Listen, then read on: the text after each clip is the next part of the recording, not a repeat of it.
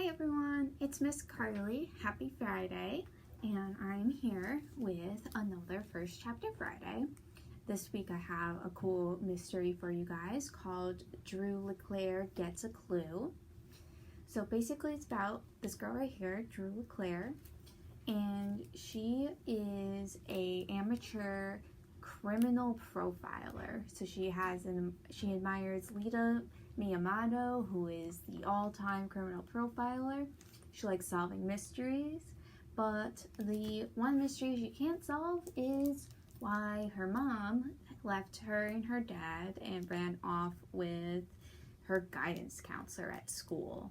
So that's one mystery she tries to solve in this book. And then while all this is happening, there's also a mysterious cyberbully at the school who starts spreading rumors about different people, different classmates. So those are two mysteries she's trying to solve in the book. And I'm going to read some of the first chapter, not all of the first chapter, but some of it. Alright, so Chapter 1. Lita Miyamoto says that a good detective finds the puzzle pieces to solve a crime, but a great detective changes the puzzle. It's all about finding the right clues, she says. The clues that can actually stop something bad from happening again. Dr. Miyamoto is pretty much the greatest criminal profiler of all time, and also my hero, so I'll take her word for it. I just wish I could go through my notebooks and figure out how to change the puzzle I call Mom. Now that she is standing in the doorway, bags packed and ready to leave, all I can think about are the clues I missed, like when Mom freaked out about the empty bag of potato chips in the pantry, or that she cried last week when I picked Dad's movie choice over hers, or the night she didn't come home until after midnight and I saw her smiling in the hallway. I've missed every single one, which is super annoying because I'm usually great at mysteries. Last year I tracked down a graffiti artist at school, an 8th grade girl named Christina who made the mistake of using very obvious loops in her Y's and S's. And I even solved the mystery of our neighbor Edna's missing rabbit this summer. Maybe if I had profiled Mom, like Lita does with the criminals she tracks down, I could have stopped it. Or at least warned Dad. Drew, look at me, she says, beckoning me to the door. Yeah, Mom, I croak. A lump forms in my throat, but I refuse to let her see me upset. Tears streak her pale and freckled cheeks. She's using her best sad face. Searching eyes, one brow pulled down, and her lower lip trembling. I wonder if she would pass the lie detector test we took at the Spy Museum. Probably not. A mom who was actually sad about leaving wouldn't be leaving. And they certainly wouldn't be abandoning their family to live in a yurt with their new boyfriend. Yes, that's right, a yurt. She told us about the whole plan on Friday and gave herself until today to make arrangements, as if someone had died or something. Look, I've got to go, sweetheart. Her arms are still begging me for a hug. Her long pianist fingers spread out urgently. Remember, I love you. This isn't about you or Dad, and it isn't even about Mr. Clark. Oh yeah, here's the best part. Mom isn't leaving with just anyone. Mr. Clark, Dustin as he insists I call him, is my guidance counselor. Or was, I guess, since he's joining Mom in their new #yurt life. He's been having conferences with Mom since the end of 6th grade to discuss my social problems. Conferences, I realize now, that were probably not about me and mostly about kissing. Blah.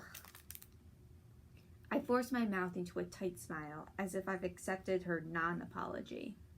I managed to grunt, have a safe flight. Because I don't want her to get into a plane crash or anything, but I do hope that there's lots of turbulence and a really smelly guy sitting next to her. Mom's eyes flash with disappointment. When Dad walks in from the hallway, she makes a big point of shrugging and giving him this look, as if asking him to solve the mystery of why I'm such a brat. Drew, Dad says in a bone-weary voice, hug your mom goodbye, okay? My eyes flit to Dad, and then back to Mom. She's starting to look really sad now, but the thought of touching her gives me a stomachache. Bye. Tell Mr. Clark I said hi or whatever, I say, turning away. I'll be in my room. Those last words are only for Dad, and she knows it. Melodramatic sobs play me down the hallway like a guilt trip opera, but I don't let it stop me. Stepping into my room, I slam the door and sit down at my desk as if nothing's different, because really nothing is. This is all so Mom.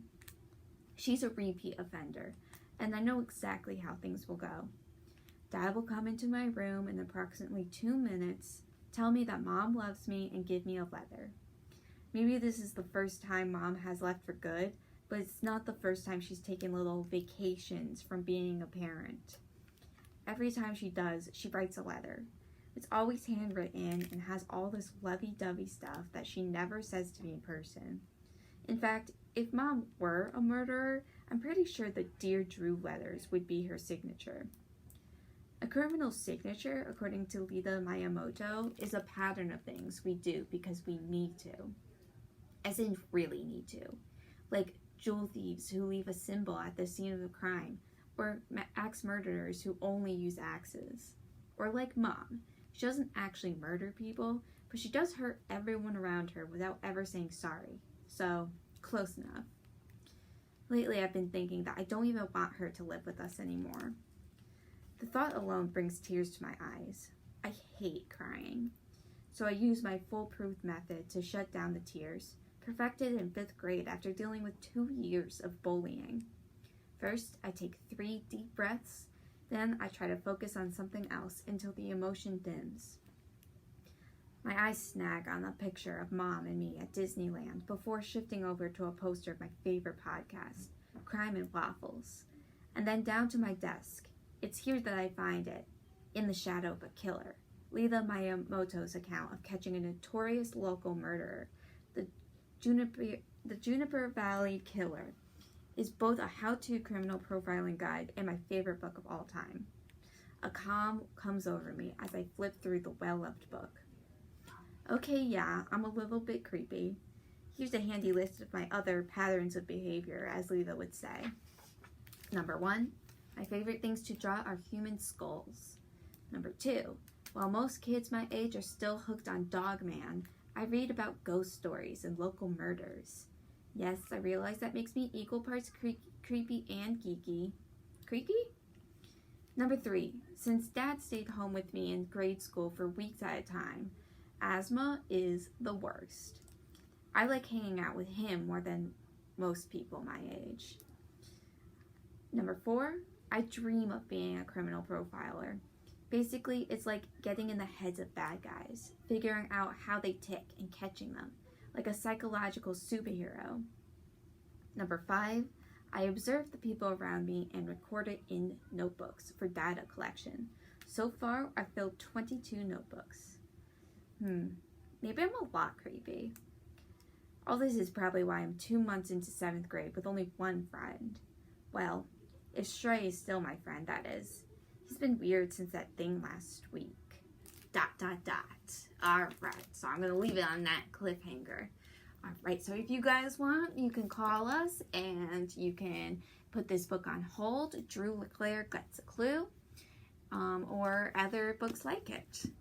Alright, so thank you guys for joining me and have a happy Friday.